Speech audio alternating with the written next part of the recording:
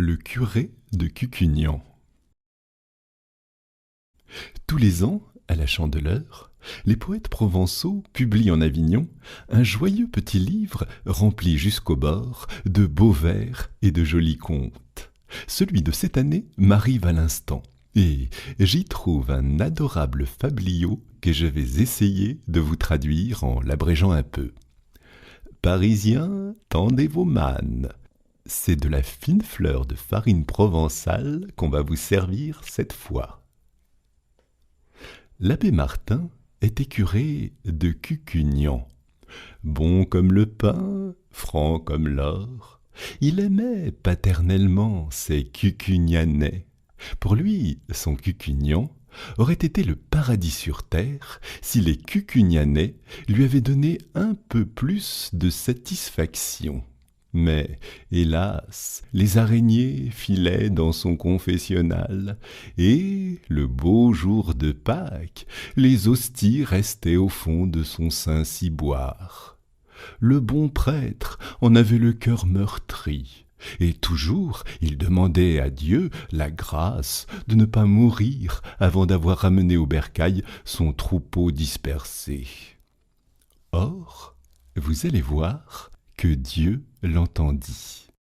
Un dimanche, après l'Évangile, M. Martin monta en chaire. « Mes frères, dit-il, vous me croirez si vous voulez, l'autre nuit, je me suis trouvé, moi, misérable pécheur, à la porte du paradis. Je frappai, Saint-Pierre m'ouvrit. « Tiens, c'est vous, mon brave monsieur Martin, me fit-il. Quel bon vent! Et qu'y a-t-il pour votre service?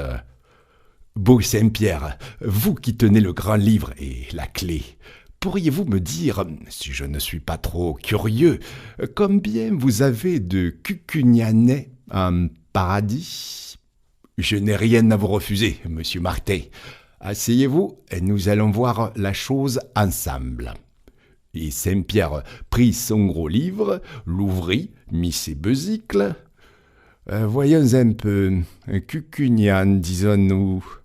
Cucugnan. Nous y sommes. Cucugnan. Mon brave monsieur Martin, la page est toute blanche. Pas une âme. Pas plus de Cucugnanais que d'arêtes dans une dinde. Comment, personne de Cucugnan ici? Personne? Ce n'est pas possible. Regardez mieux. Personne, saint homme. Regardez vous-même, si vous croyez que je plaisante. Moi, Pécaïre, je frappais des pieds et, les mains jointes, je criais miséricorde. Alors, Saint-Pierre, croyez-moi, monsieur Martin, il ne faut pas ainsi vous mettre le cœur à l'envers, car vous pourriez en avoir quelques mauvais coups de sang. Ce n'est pas votre faute, après tout. Vos Cucugnanais, voyez-vous, doivent faire à coup sûr leur petite quarantaine en purgatoire. Ah, par charité, grand Saint-Pierre, faites que je puisse au moins les voir et les consoler. Volontiers, mon ami. Tenez, chaussez vite ces sandales, car les chemins ne sont pas beaux de reste. Voilà qui est bien. Maintenant, cheminez droit devant vous. Voyez-vous, là-bas, au fond, en tournant, vous trouverez une porte d'argent toute constellée de croix noires. À main droite, vous frapperez, on vous ouvrira. À Décias, tenez-vous sain et gaillardet. Et je cheminais. Quelle battue! J'ai la chair de poule, rien que d'y songer. Un petit sentier plein de ronces, d'escarboucles qui luisaient et de serpents qui sifflaient m'amena jusqu'à la porte d'argent. Pam, qui frappe, me fait une voix rauque et dolente.